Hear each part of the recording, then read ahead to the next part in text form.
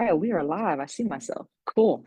All right, ladies. So if you are watching this live, go ahead and drop live in the comments. So if you hop in here, um, drop live in the comments. If you're going to watch the replay, which I know a lot of you guys asked for the replay, drop replay in the comments, and I'm going to be just as engaging as if you were watching live or the replay.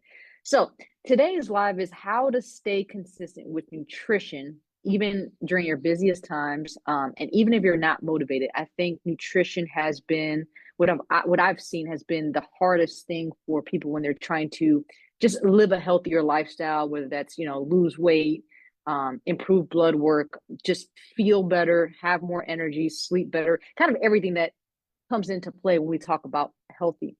So what I'm going to do in this live is I'm going to walk you through step by step on how to stay on track, even if your motivation is low or life gets super busy. So before we jump into it, I first want to say it's not the diet, it's everything else. All right. So let me tell you what I mean by that. So the problem is that it's the diets that you've been doing, that you've been hearing about, that's trending, whether that's keto, low carb, Mediterranean, HCG, detoxes, whatever is trending at the time. Because diets are built to fail because they rely on restriction, willpower, and cutting out foods that you like. And it never works long term. So if you've been there before, you've started a diet, whatever that may be, a keto, a vegetarian, vegan, HCG, low carb, a sugar detox, Mediterranean, whatever kind of diet, if you've been there and fallen off, I want you to drop in the comments, been there. All right. So if you've been there with any kind of diet and you've fallen off, go ahead and put been there. And that's why I do things differently, because it's not about dieting, because the diet is not the problem. Honestly, if you were to follow any of these diets for the rest of your life, most of them are going to work. However, we can't stick to them very long. So it's really what's driving you back to your old patterns once the diet ends or once you fall off, right? We think of diet, we think of a start and stop point. When we think of lifestyle, we think of the rest of our lives. That's why diet does not fit into that. And what's driving you back into those old patterns are going to be your mindset, your habits, and your environment. And that's three things we're going to touch base on today. And if you do not fix that, it's only a matter of time before the weight's going to creep back on. And the older we get, it's easier for more weight to creep back on. So we want to fix the root cause of it. So why you cannot rely on willpower and motivation. All right. Motivation is temporary.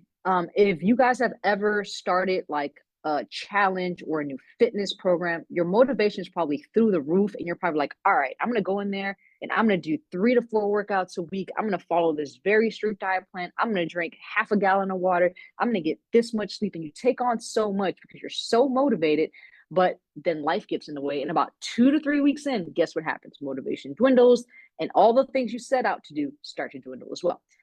Same thing with willpower. It's limited. Think about your willpower as a battery source. By the end of the day, your willpower, because you have a regular life, that battery is going to be very low, just like your phone battery. You're probably down to 5 to 10% because you've been making decisions based on willpower all day, whether that's with your kids, with your work, social life, whatever else is going on in your life. By the end of the day, decision fatigue starts to kick in and you're just doing things out of convenience, out of it's quick because you're exhausted. So willpower is limited. So we can't rely on that. So what do we rely on? And that's what I talked about. We rely on your mindset. That's first, which we'll briefly touch on. We rely on your environment. So you have to have the right environment in order for habits to stick, right? So we have to have those 3 things in that order: mindset, environment, habits. And I've also created a cheat sheet to go along with this live that I'm doing, live training, almost like homework for you guys. So I hope that you guys take this cheat sheet and implement it and not just, oh, Alex, I want it, just so I can have it kind of thing, but not use it. So there is a cheat sheet and I'm going to walk you through examples and how you can implement this with this live training. So I'm going to drop the how to access the cheat sheet below in the comments. So if you don't have it, I will send it over to you so you can kind of do a little bit of homework and get started on this as soon as tomorrow. So let's jump into it. There's going to be 4 steps we're going to take. So the first step is we need to make it easy in order to set ourselves up for success. The first things first, you need to set small, achievable goals. So we need to get out of the mindset of a quick fix and these result or outcome-based goals that we set for ourselves. Like, I want to lose 2 to 3 pounds a week. I want to put on a pound of muscle per month. I want to lose 3 to 4 inches around my belly. Yes, we want these things, but these things are almost out of our control. What we have 100% control over is the actions that can lead to those results. So that's what we need to set goals around, is actionable goals. So they also have to be manageable. Something that's, if you're not working out, don't set a goal. I'm gonna start working out 4 days a week. It's not gonna happen. It's not gonna stick. It's not gonna be a habit that you continue with. So you can start with, and we're talking about nutrition. So you can start with, maybe you start prepping 2 meals out of the week, or maybe you prep your protein. Maybe you do overnight oats for breakfast. Maybe you prep 2 or 3 of those for the week. Start very small and start very manageable. You know your goals, and we'll kind of go a little bit deeper into examples as we go, but just kind of start thinking, we're out of that quick fixed outcome based goal that we've been setting in the past. We want to set goals around actions, and then we want to make gradual adjustments. So if you're drinking soda every week, I'm not, don't go cold turkey. I'm sure you've tried, and it's very difficult. So maybe instead of drinking soda every day, maybe you drink soda every other day, or maybe you start drinking diet sodas half the week. So we're making small, minimal changes, and we're making gradual adjustments. The second thing is, we want to make it specific, and we want to plan for it. One thing you're going to hear in this live very often is the word plan. If you get nothing out of this, just know that planning is going to be something I talk about a lot. Okay. So the first thing, we want to think about our health and our nutrition as we would our job, our kids, or whatever is a priority in your life. Your health is a priority, because if you don't have health, you're eventually not going to have anything else. So you need to treat it as a priority. And it doesn't mean you have to like meal prep for the week or do anything crazy, but you need to block off time to do a few things, such as planning. So it doesn't have to be, nothing extensive. One thing I have all my clients do is, you need to plan your meals at least one day out the week. That day has to be the same. And I want you to block it off in your calendar, just as you would block it off in your calendar if for any other priority. So if you have you have to drop off your kids or take your kids to basketball practice, lacrosse practice, a tournament, that's going to be in your calendar somewhere, right?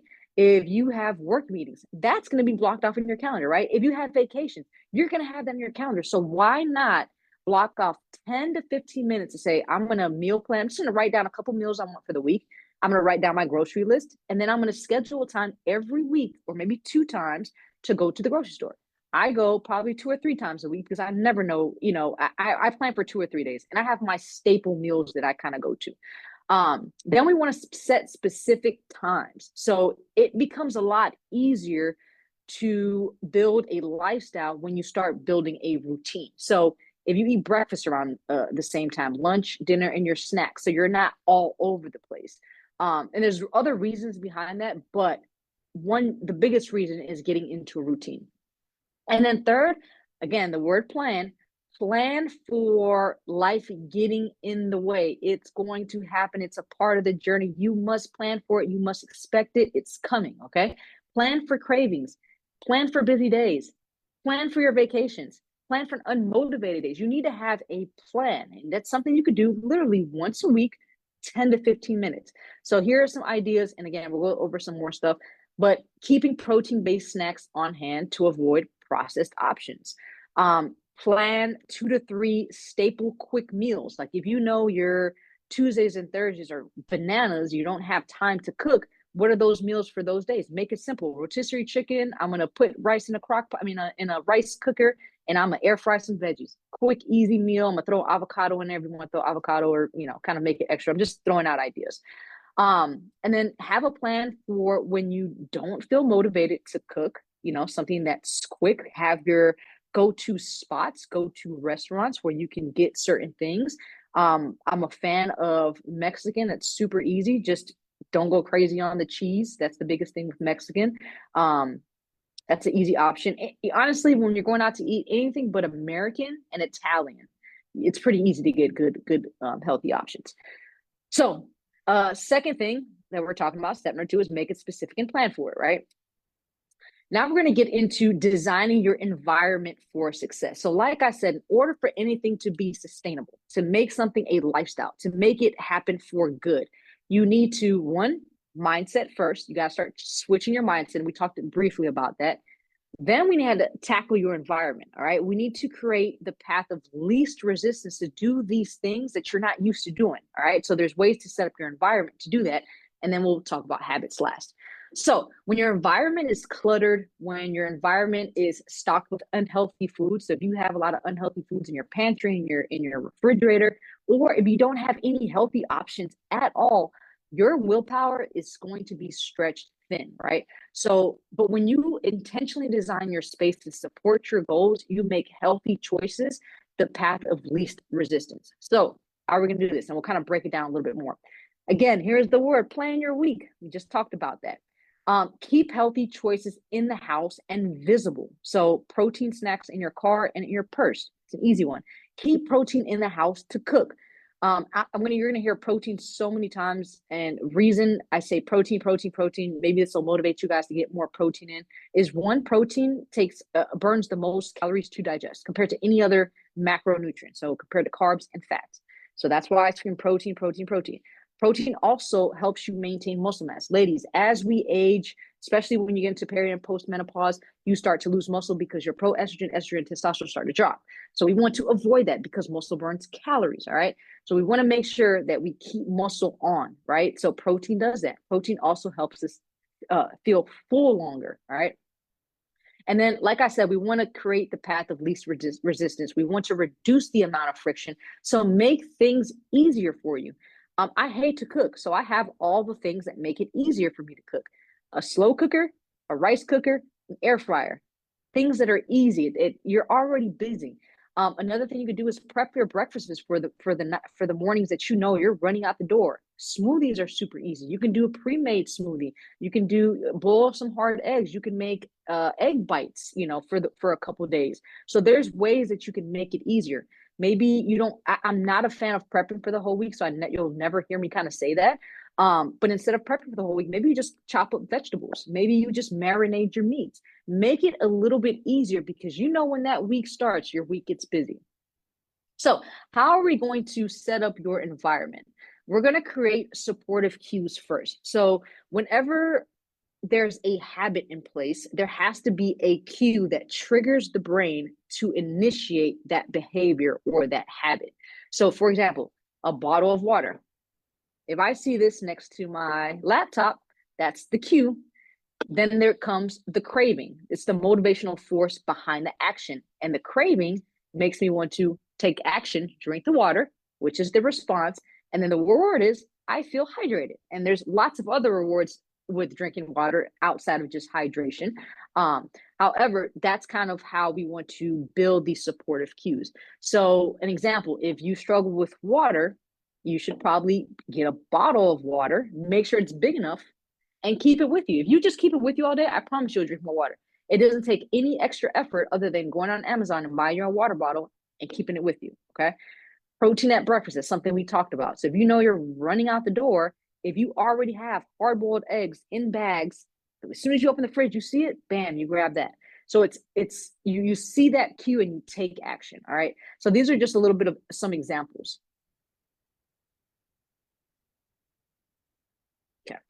The next thing, meal prep, and we're talking beyond the boring Tupperware. So like I said, I'm not a meal prep of planning or prepping for 5 days. Some people don't like to eat the same food. Some people don't know what they're going to want to eat on Wednesday and Thursday. Some people don't want to, their food to sit all week and then have, older leftovers on Friday. So there's different ways to do that. So meal prep can be simple. Again, we want to create cues to make the environment easier to make these choices. So simple kind of meal prep tips for success. Hard-boiled eggs, super easy. You could even get hard-boiled egg the actual, they have, and it's very cheap on Amazon. They boil your eggs for you. Just put the eggs in, you fill it up with water, and within, I think it's 10-15 minutes, eggs are perfectly boiled. Another easy kind of cue to create that environment to make it easier. Again, the least amount of resistance is what we're trying to do. You can, maybe it's getting nice outside. You can, on the weekends, and this is going to be something that you can involve your family. You guys can grill some salmon, grill some chicken, grill some steak.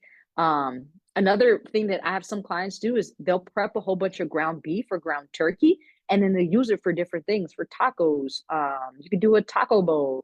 You can even make spaghetti with it. So you can get creative with it. You can just chop up veggies. Just chop up veggies, and then when it's time to cook, throw them in the air fryer.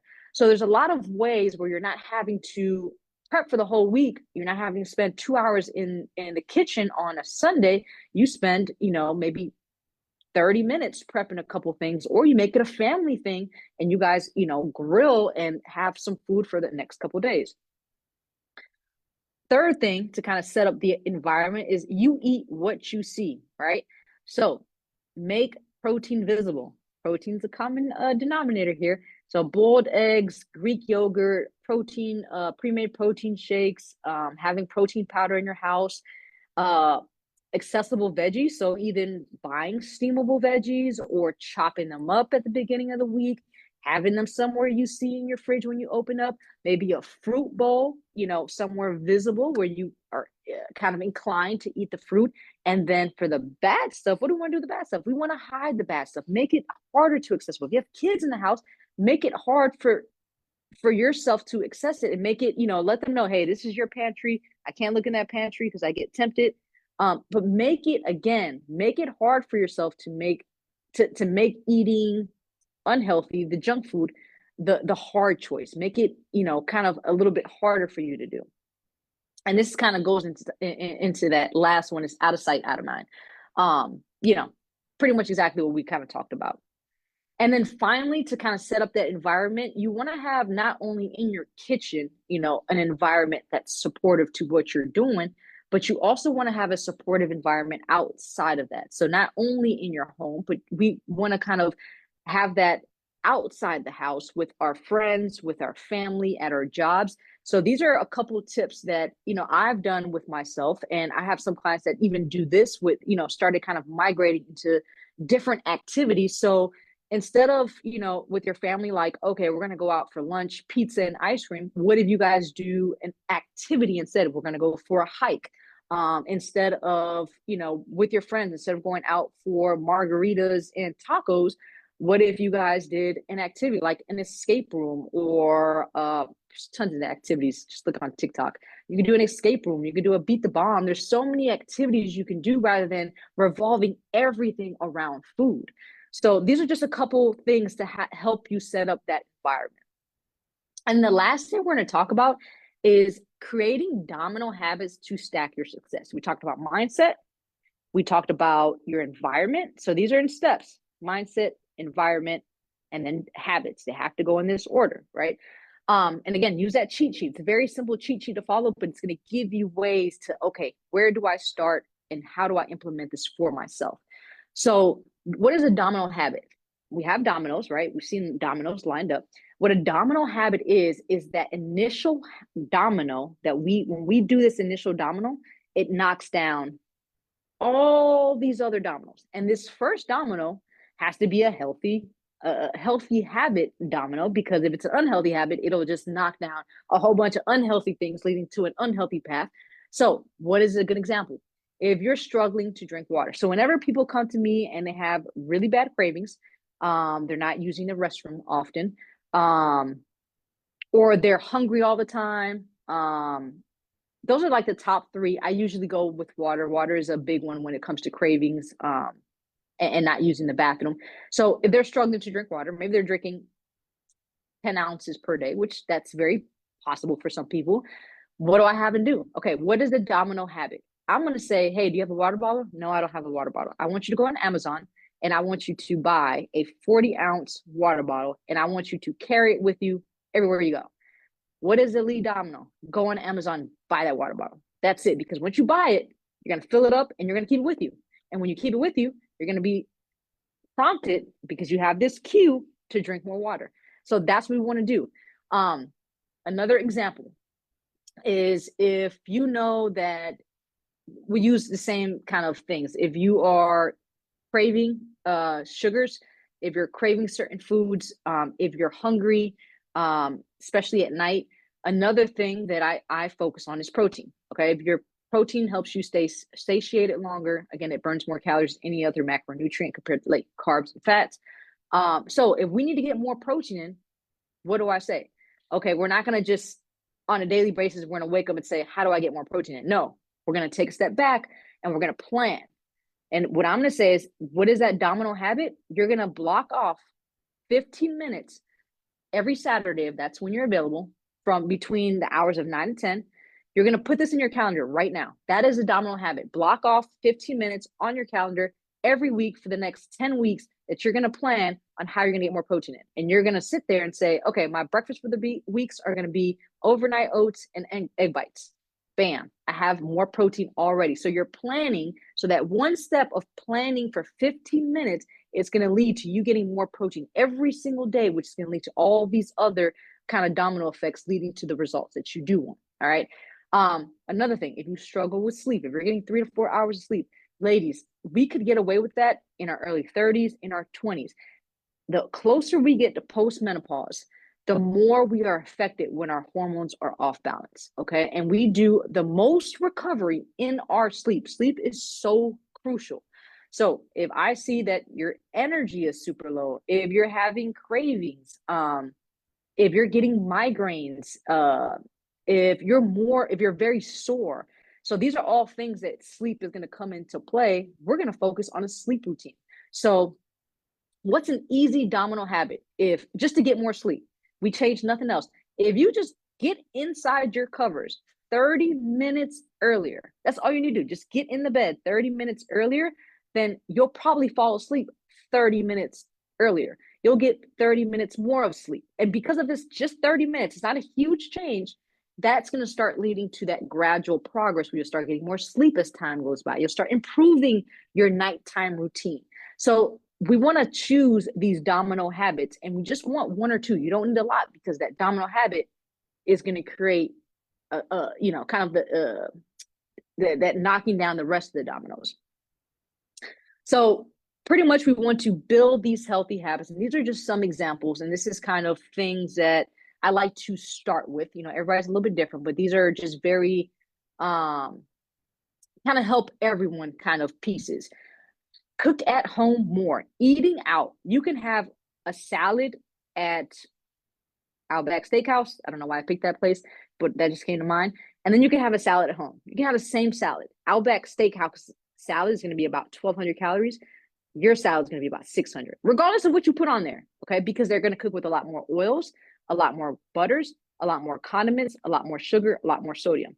Start cooking at home. Eat at home more. Again, use that time you guys go out to eat, or that, it's maybe in a restaurant you want to try, your favorite restaurant. Make it count, not just, I'm going to stop at McDonald's because it's convenient and I'm tired, right?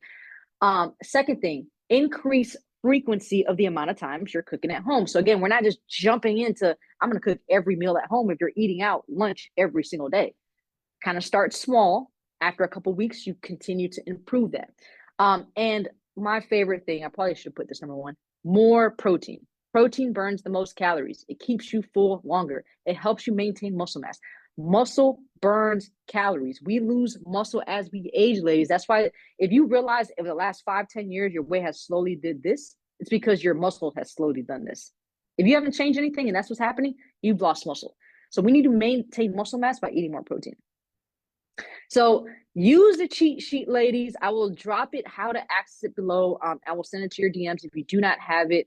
And I really hope that you guys just don't click on it and say, I want it, and never do anything with it. Take time, because even though it may not bring super fast change, it's building that lifestyle in the beginning, right? You're setting yourself up for success. So if you guys are interested in starting a program, or just losing belly fat, losing weight, improving your blood work, just regaining strength, regaining confidence, without cardio, without cutting food, without cutting calories, without cutting carbs, and sacrificing your life. I have a 7-day trial that every client starts on, and it's pretty much 7 days what I would take any client through, just to see if we're a good fit for each other, and to try before you fully commit and invest in yourself, into your future healthier, fit mom self. So if you're interested in the 7-day trial, just drop 7 below, and I will shoot you a message on how to get started with that. And I hope this was super helpful for you guys. Hope